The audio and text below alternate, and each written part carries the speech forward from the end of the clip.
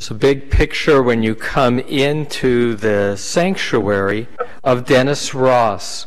He has a remarkable book, among other books, called Doomed to Succeed, in which he recounts every U.S. presidency, beginning with President Truman through President Obama. Dennis Ross, more than anyone else in U.S. government, was in the room for the last 20 years in the negotiations around peace dealings between Israel and its neighbors. So he writes as an expert in the field, but more, he writes often with his own insights. And what I've gained by preparing for his visit on the Sunday before Rosh Hashanah is the nature of the changing U.S. relationship to Israel. In 1967, it was President Johnson who was ensconced in the Vietnam War. And the government already in 1967 was under a lot of pressure to make change, and Israel was seen to a great degree as a secondary, a tertiary concern. But more, the State Department, until that point and even after, in assessing Israel, saw it as limited in strategic value for the United States, in contrast to the large mass of Arab nations, the need for oil, and the need to not only represent and have a relationship with the Arab countries, but with the larger Muslim world. As Dennis Ross will also emphasize, the State Department at the time did not make a distinction between different kinds of Muslims. Today we're well aware of the tensions between Sunni and Shia, and how not all Muslims are the same, and how their interests are often at odds with each other. But at that time, during the Johnson administration and before, the State Department said that developing neutrality, maintaining neutrality in the Middle East was very important, so that the Arab nations shouldn't feel that we are in any way taking sides. We were not a major supplier of arms to Israel. That was done largely by France, in terms of the Mirage aircraft that would make the difference in 1967. We had promised Israel Phantom jets, but we weren't really delivering them.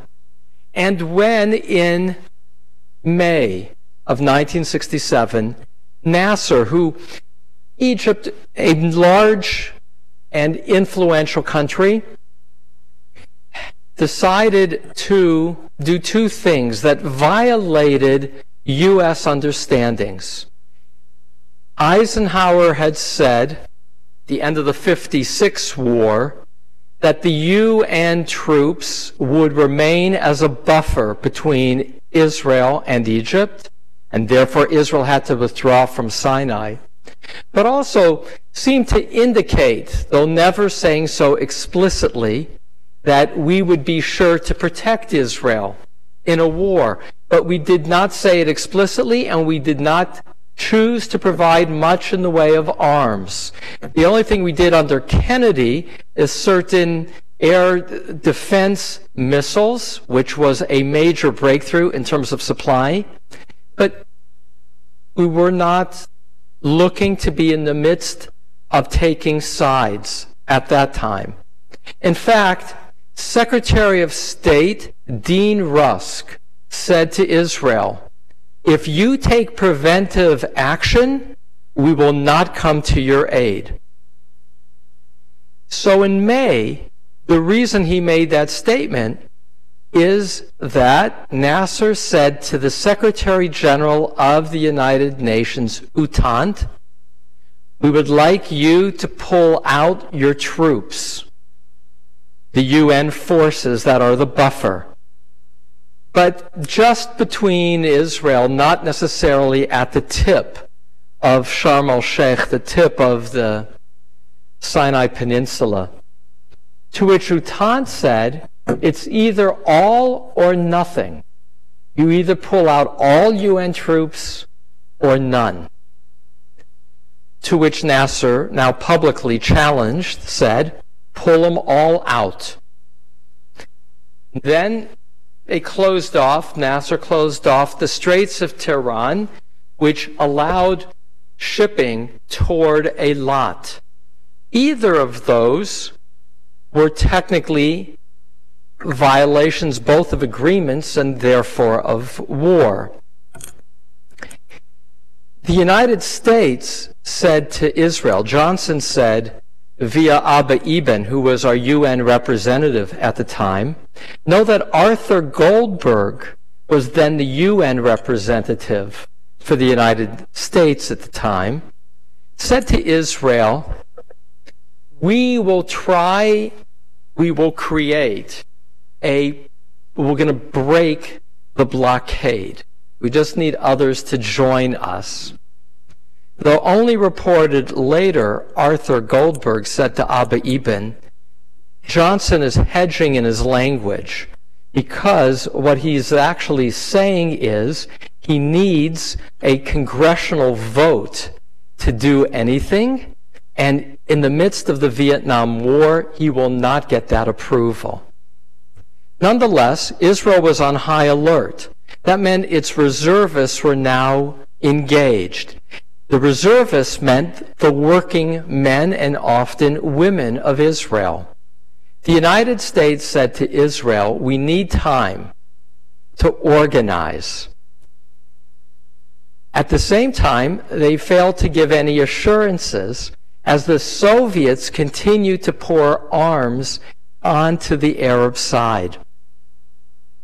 And so, on June 5th, Israel took preemptive action.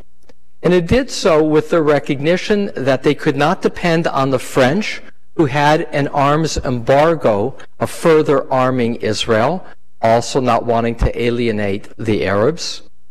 And Israel had no choice because, to a great degree, the country couldn't wait any longer financially. And there was also concern that the Arabs would continue to be better prepared for battle.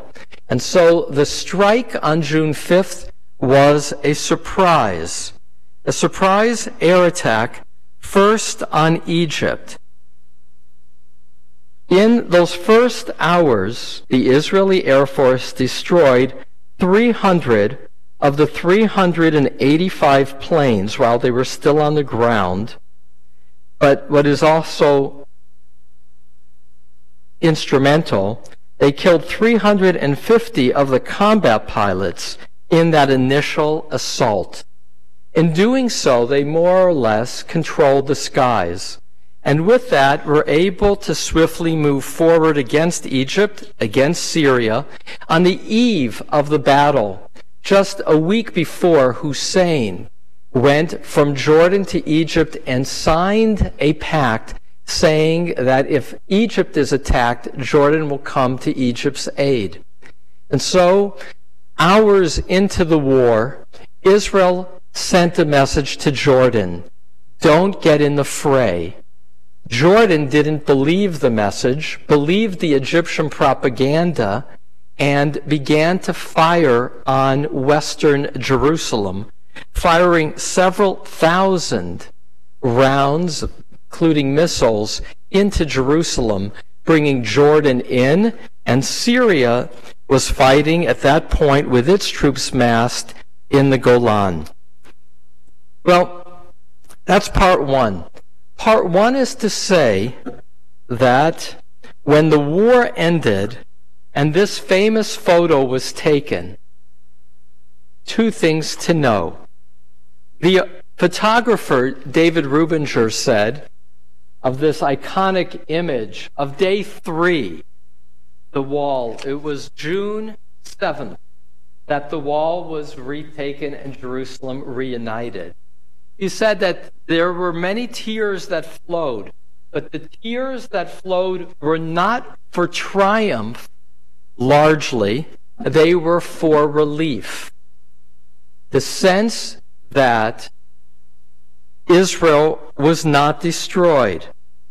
Just days before the war began, David Rubinger records the gallow humor in which people said, "Will the last one leaving Lod Airport please turn off the lights?"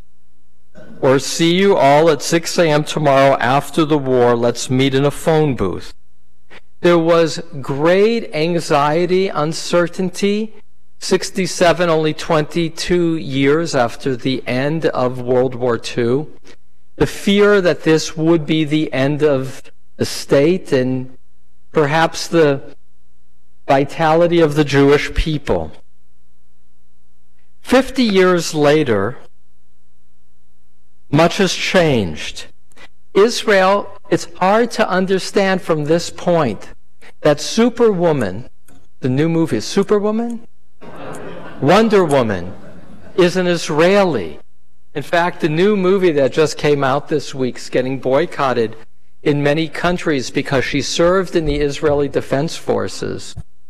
The part one could not imagine 50 years later is that Israel would be the startup nation with more startups than any other country per capita, that Israel would be a hotbed of creativity, not just for high tech and medical tech, but the leading chefs in the world are now often Israeli, in London and in New York, in fashion. Leading clothing designers are now Israeli.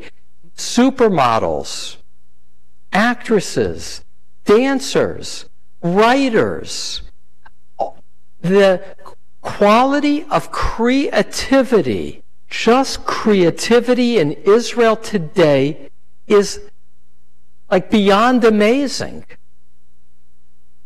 And that Israel, it's almost like, you know, Jews often have, it's just natural for peoples, the sense of pride, of the ability to use their energies to push a little harder and be a little bit more intellectually and creatively engaged. In this small country of Israel, it's beyond amazing how much has changed in 50 years to being a place of power. Power in the sense of defining the word as the ability to affect change. The ability of Israel to affect change in all areas of creativity is breathtaking. We read this morning from Bamidbar. We just read mostly accounting reports about who was there and ready to serve. But the book of Bamidbar, which recounts the 38 years in the desert, are years of enormous struggle. Up close, it's rebellions and uncertainties and failings. I was reading this month's Hadassah magazine, the most widely distributed Jewish magazine in America, Hadassah magazine. And the cover story is 50 years later. So there are stories and accounts of the SixDay War, but then there's also articles on what is Israel like 50 years later. And they're not, in this issue, focused on Wonder Woman. They're focused on the Kotel, an article written by Naama Kelman and Ilan Ezrahi. They describe how this wall was a symbol of Jewish unity. It's the symbol of the Six-Day War. It's the symbol of a people coming together. And since 1967, it's become the largest Orthodox synagogue in the world. I have one friend, Elie Wogelertner, a journalist in Israel, who wrote an article spending 24 hours at the wall and recounting, it's worth doing if you don't mind being sleepless, as a window into Jewish life, the diversity of visitors, the different sects of ultra-Orthodox. Just park yourself at the Kotel, and it will all flow by you. And it's also a place of enormous divide between Jews. Leaving aside all the larger global issues, you stand at the Kotel 50 years later, and what was a symbol of unity is a symbol of division. Today, if a woman prays out in the courtyard, that's considered incitement. She can talk to a man, but if she should open a prayer book or begin to chant or sing a haftorah, that will be considered provocative. And the police in the past have been more likely to arrest her than the men who had spat on her or thrown garbage at her and the others seeking to pray. Now here's also what's interesting. Most Israelis don't get it at all. They don't get why a woman would want to wear a talit and open a prayer book in the courtyard in front of the Kotel. For most secular Israelis, and choosing to have their sons, not daughters, their sons have the bar mitzvah at the Kotel on a Monday or a Thursday or a Shabbat, believe that Judaism is Judaism, and men and women are to be separated. And so when you do those 24 hours at the Kotel and you have the tourist groups coming from other countries, what you find is that the Kotel is a place of great ambivalence, of tension. And that's growing in Israel too. The Reform movement this month is celebrating their 100th graduate from the Reform movement rabbinical school. Plus, the conservative movement has been vital as well. And there's a grassroots change, particularly as Israelis have traveled to synagogues like this one outside of Israel, the sense that men and women in synagogues also sit together. And so there's a reality in place as Israel now celebrates the 50th anniversary of unity, that it is quite disunited in any real issue up close. Back to Bamidbar, to the study of our Torah today. From a distance, you could say, well, Matzachein Bamidbar, they found God's favor in the desert. But the stories aren't like that really up close, which is to say that we are challenged to live with bifocals. We are challenged at all points in our life to know that that which is most important to us, like our relationships, are always a package deal. And the most important relationships that we have as Jews are package deals too. In a personal relationship, a person who cannot hear any criticism, we know those, that any criticism, constructive or not, is a belittlement, are people who don't grow. And worse, there are people who are arrogant by virtue of not being able to acknowledge shortcoming. And humility requires knowing that we can be more. That's true in a personal relationship. We would hope it's easier said than done. It's easier said of others than ourselves. But I wish they could just listen and not see this as an attack, but a desire for them to be better. But it's true for each of us. We're each called Jewishly, religiously, to know that we have to learn to listen, to be more. And it's true for Israel too. And our relationship with Israel, those who refuse to allow Israel to be criticized are damaging Israel. That doesn't mean that Israel doesn't need to be strong because it has many enemies. That doesn't mean that any criticism is done constructively. It's often not. But real love is the ability to acknowledge that one can be more. 50 years, Israel is a more complicated country than it was. I remember 50 years ago in 1967, my mother had 2 sisters in Israel. They were dependent on her sending them clothing and other things. Israel was really a third world country in 1967 in so many economic ways.